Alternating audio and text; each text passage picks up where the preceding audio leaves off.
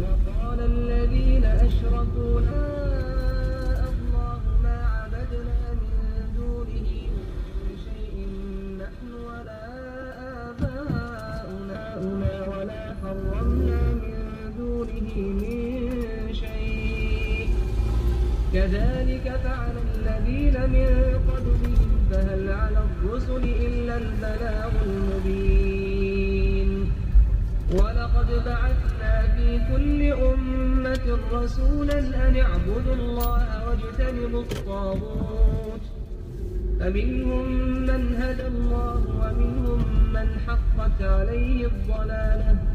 فسيروا في الأرض فانظروا كيف كان عاقبة المكذبين